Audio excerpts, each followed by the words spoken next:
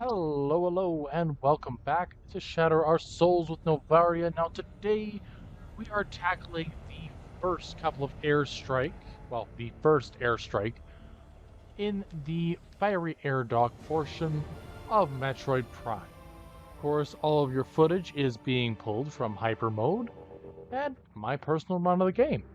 Now, there are a couple things that I've been noticing over the course of the last, I don't know, year-ish about Metroid as a whole when it comes to game design. And one of which is that every time you enter a new location, you get a basic rundown of what you're expecting for your enemies and that kind of stuff. But what I find interesting about the Metroid franchise compared to many others is that the longer you play and the further into the storyline you get, the more powerful the enemies are in every region of the world, not just where you are, so to speak. A good example of this comes in Metroid Prime 3 here, where we are effectively working our way through the fiery air dock. And the first time we enter this area, it is Bryonians, shriek bats, and the occasional space-time warping beastie that all are native to this region. After defeating Rundus, finding out about the um what is it? The generator for the shield around the Leviathan seed, you get to head back and get a new upgrade. This upgrade, of course, is your ability to use ship missiles. All this makes sense. Now that I'm coming back, the enemies have been replaced from the, well, shall we call them the day-to-day enemies, to creatures that have, or creatures and enemies that have been transplanted into this world through the space pirates as a whole. And I realize that this is something that Metroid Prime has been doing the entire time, if not in a more subtle way. The first area of the original Prime, you are dealing with a couple of beetles just outside of the Chozo Ruins.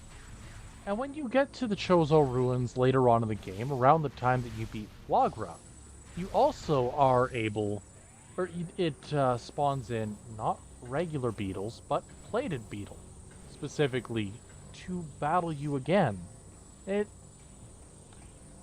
world itself is constantly evolving. It's more lived in than a lot of video game worlds are, despite the fact that it somehow manages to have less, I suppose, life that is, shall we call it sentient, throughout the majority of this game as a whole. But I can't even stop there and say, oh yeah, that's it, that's all there is to it, because Prime 3, more than any other game in the franchise up to this point, has a large number of scripted combat sequences, or scripted events, that each tie back into the world as a whole, and how everything kind of fits together in a cohesive way. And I'm not saying that most games don't do this, quite the opposite. I think that most do some version of a cohesive world building side of things. But it is something to note that I do believe that Prime 3's approach, allowing for the enemies to evolve and grow over time, showcases a level of awareness that I hadn't really thought of prior. And I think that's something that could be tied back into the franchise as a whole. If you look back at older games, even the 2D ones, Prime and the original have a lot in common as far as how it treats the creatures and the world. How do I want to put this? Your first trip through the original Metroid, you're going to end up with numerous respawning, endlessly, always there enemies. And this is just par for the course for Metroid, especially in the early days. There needed to be a means of re-healing your character before heading into the next major area, and so they had infinitely spawning enemies. You could heal from nothing to everything in mere minutes. And that's absolutely fantastic. But Metroid, how do I want to word this? The later into the world of Metroid you get, the later into the timeline you get, other games start doing more unique things with it. With areas like SR388's Queen Metroid having virtually no non-Metroid enemies in the entire area leading up to it. Effectively, that it had become such a burden on the world as a whole that it was no longer that the planet was no longer able to sustain life in the area directly surrounding the intended location. And this is one minor way of looking at it, but it shows up all over the place. If you look at Super Metroid, the first time you entered the Torian area from 1, you get a rundown of the game and there's no enemies. There's nothing to do over there. So you have to go back and turn around after collecting a simple item. One singular item. You turn around, you go back, and all of a sudden it's bursting with life. Bursting with more of the space pirates that are literally coming out of the walls at this point. And again, it stands to reason that this is a portion of the world, of the lore of Metroid that didn't necessarily get touched on prior to this. The worlds have always been... I'm not even sure the appropriate word. It's always been single-minded, I suppose, in the approach of making it feel like more than just a video game. They've always had a way of trying to make the series seem like more than it would initially appear. And I gotta say I love Metroid for that. But the real question is the Prime trilogy Metroid? And I might get a little bit of flack for this. But I would say that Metroid Prime does not fall under the category of a Metroidvania. If you look at Metroidvanias as a whole, typically people will turn their attention to Super Metroid and Castlevania Symphony of the Night. Two massive games with complex, interconnected worlds, secrets to find. And this is, if you were to look at it from just the very basic descriptors that I've mentioned, the Prime series does fit somewhat.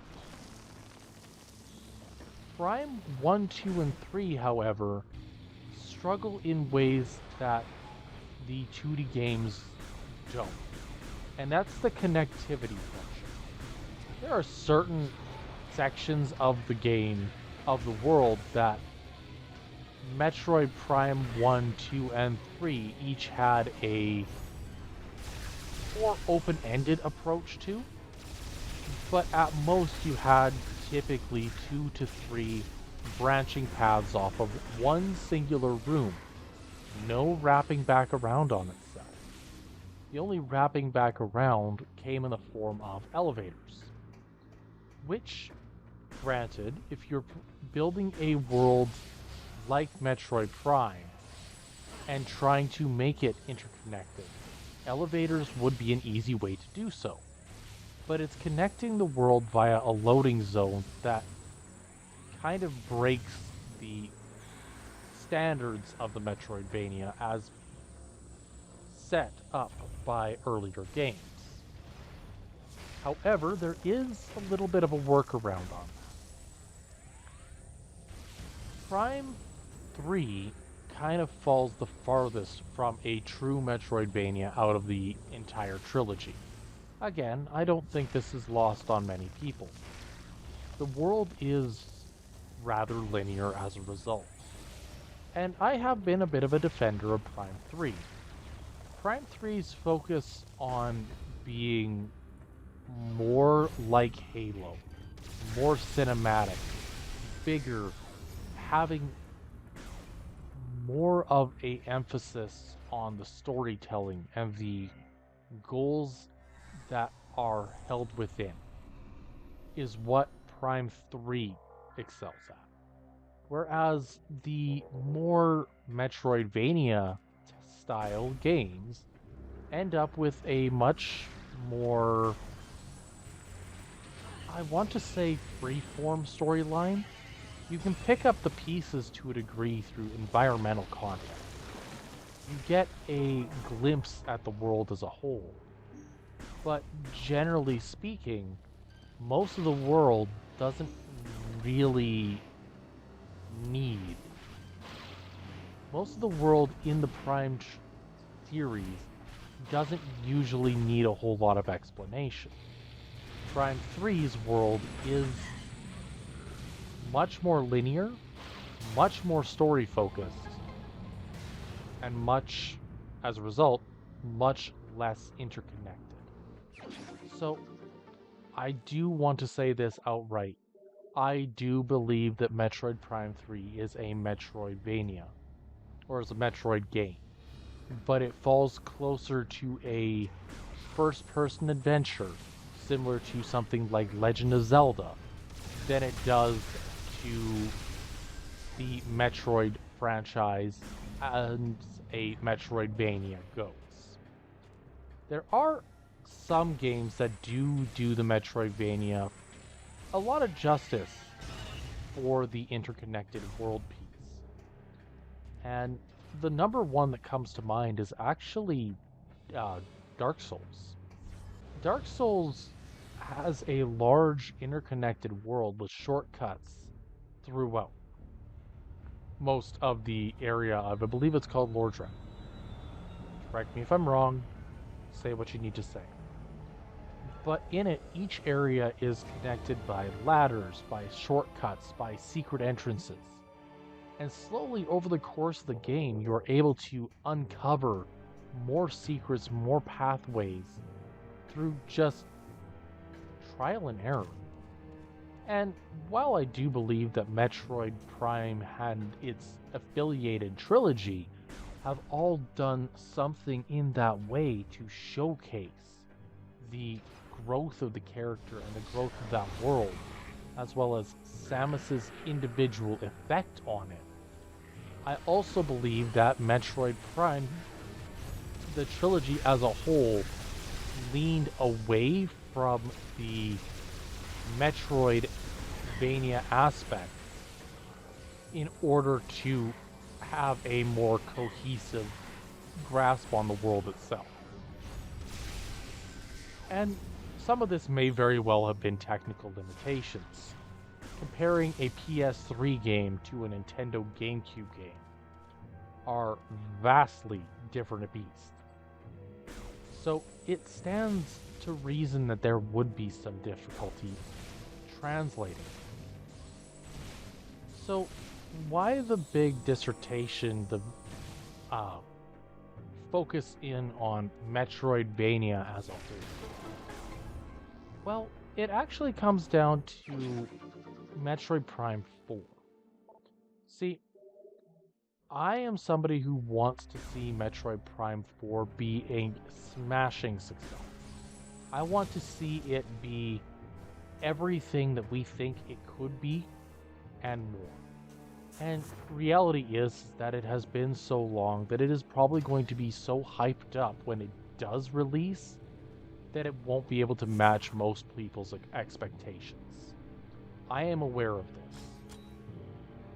But I also believe that Metroid Prime 4 has the chance to lean back towards the roots of the franchise to build a truly interconnected world in the in a way that is more cohesive, more better put together than anything we have seen thus far in the trilogy. I hope that is what they end up going with. I understand, however, if it doesn't.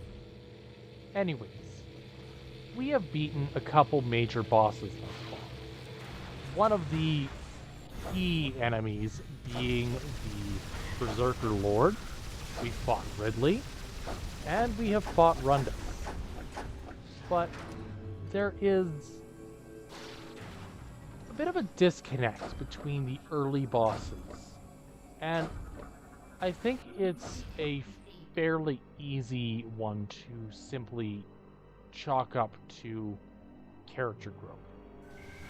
I am only about half done the first major section of Metroid Prime 3's first planet. And already I have 6 energy tanks, 6, 7.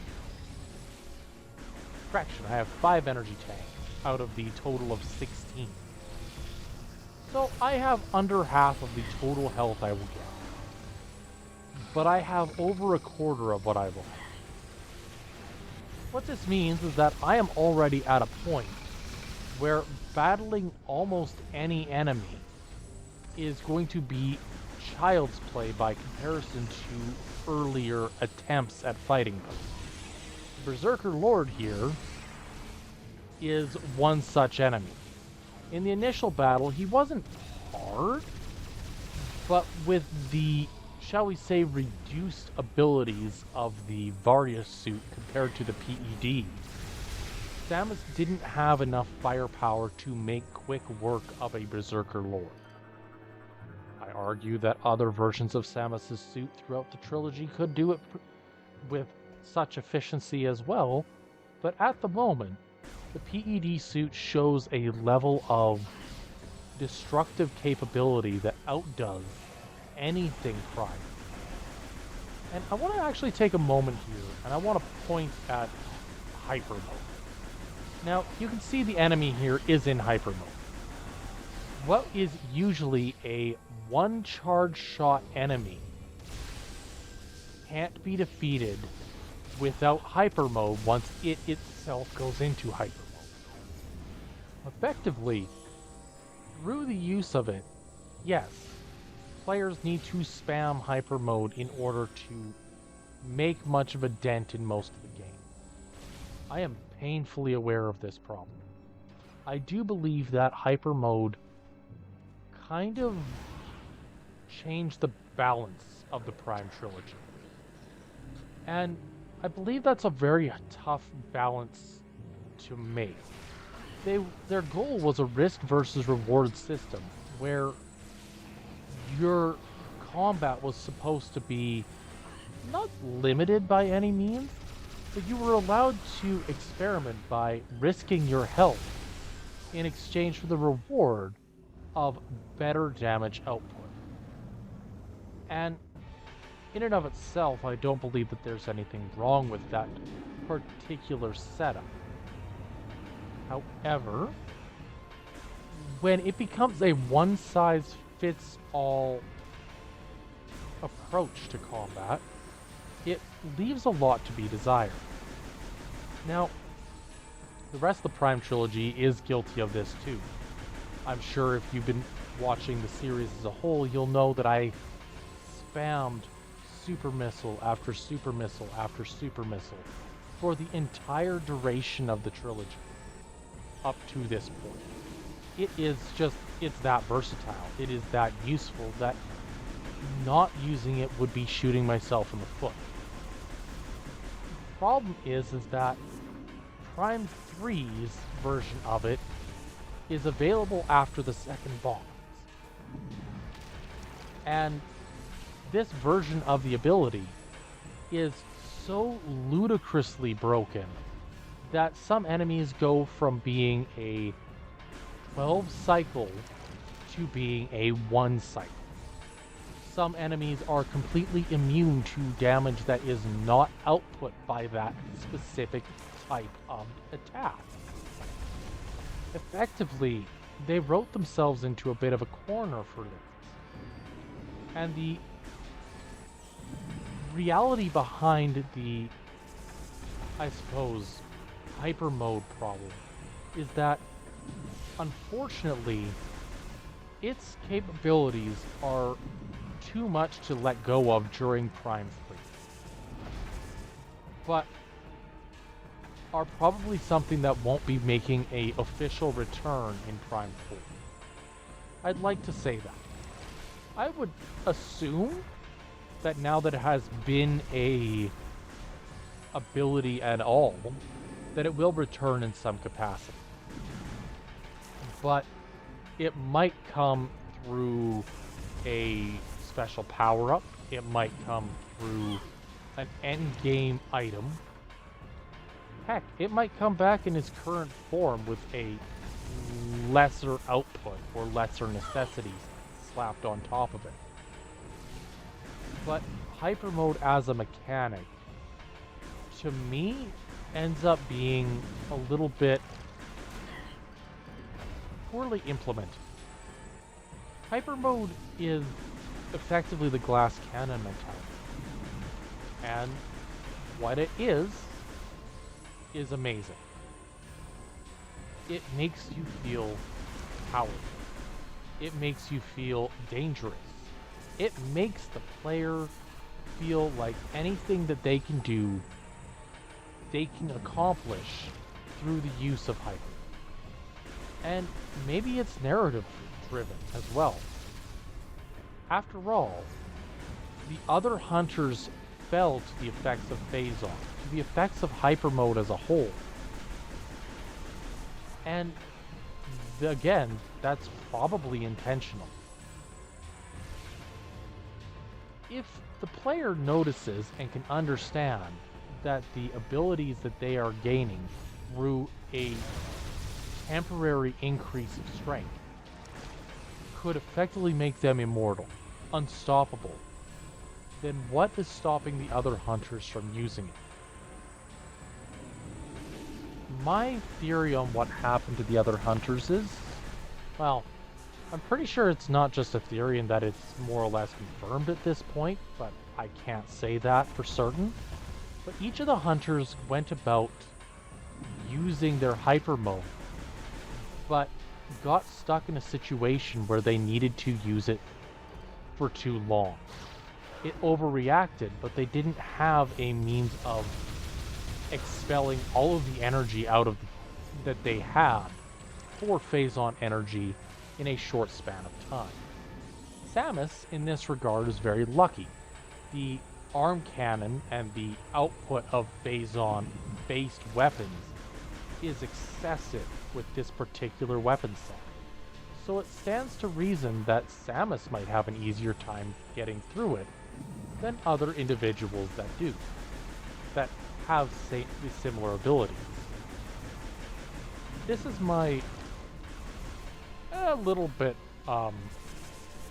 tinfoil hat approach to understanding what happened in this game. But I also believe that tinfoil hat or not,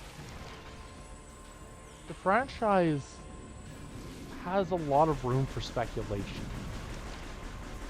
Anywho, the Korak Beast here is admittedly one of the banes of my existence.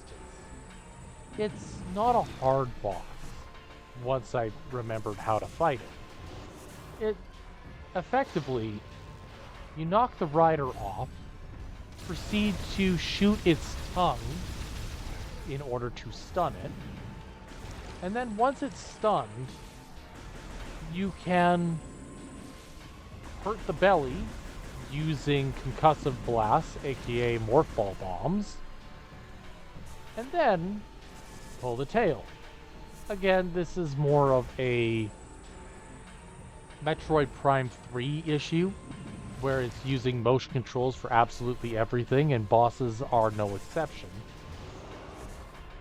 Once you have pulled the tail, it exposes its soft underbelly where you can inject an energy tank and absolutely demolish it. On standard difficulties, the Korak Beast can be defeated relatively easily.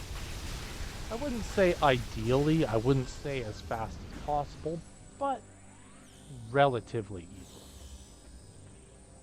And I feel like that's something that's going to be a fairly consistent statement going forward, is that once I understand how best to get damage output on certain enemies, especially given that most of Prime 3's bosses go through phases of invincibility, it's going to be very viable and versatile.